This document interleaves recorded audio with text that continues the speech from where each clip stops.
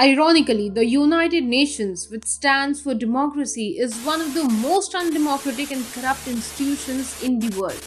While we all saw World Health Organization, an agency of the UN, plunge the entire globe into a pandemic of severe consequences just because it wanted to save certain Chinese overlords, the United Nations Human Rights Council dialed up the bootlicking quotient to maximum when it inducted China into the panel.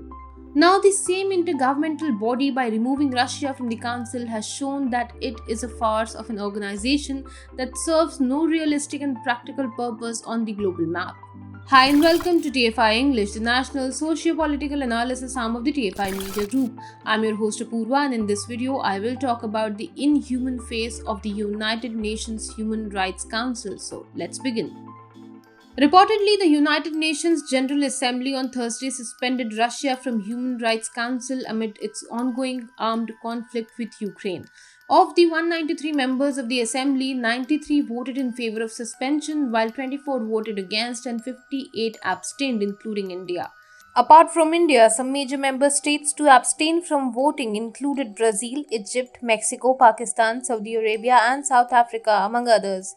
Nations that sided with Russia include Belarus, China, North Korea, Iran, and Kazakhstan, among others. The resolution, suspension of the rights of membership of the Russian Federation in the Human Rights Council, was proposed by a group of countries that included Ukraine, the US, the EU, and several Latin American countries, and required a two-thirds majority of those present and voting for adoption.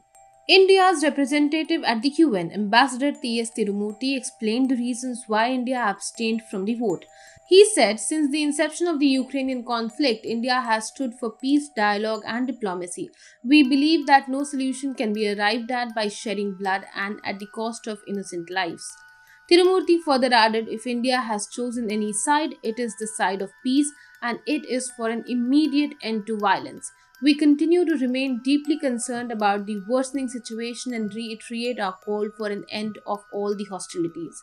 When innocent human lives are at stake, diplomacy must prevail as the only viable option.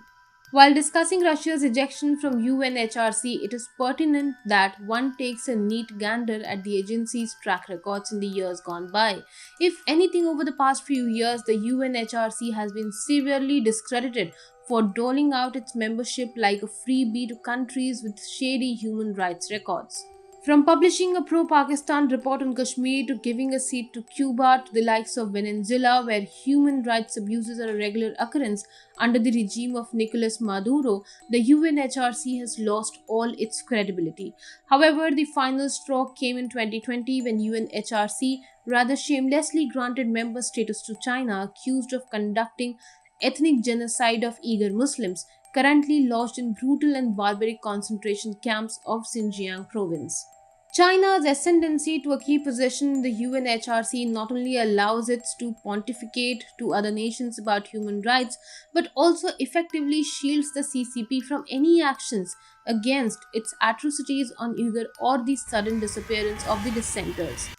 India's notorious neighbor Pakistan has also received a 3-year extension in the UNHRC starting in 2021. Thus, if that doesn't show the duality of the nincompoop of an organization, then it is hard to comprehend what else will.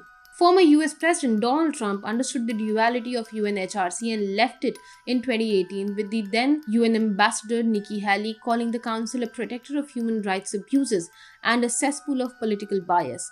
However, after Democrat President Joe Biden came to power, Washington joined the organization in 2021. Whichever side of the fence one may find themselves in the current Russia-Ukraine conflict, painting the former as the outright villain is taking a rather oversimplified approach without taking into care of the grey areas of the conflict. Several reports have already come out from Kyiv suggesting how the Ukrainian military is mutilating the Russian soldiers, throwing the Geneva Convention into the bin. Thus, if UNHRC was to maintain a sliver of neutrality, it should have outed Ukraine as well. However, since we have already established that UNHRC is a toothless and hapless organization, it does not matter if Kremlin stays on as its member or not.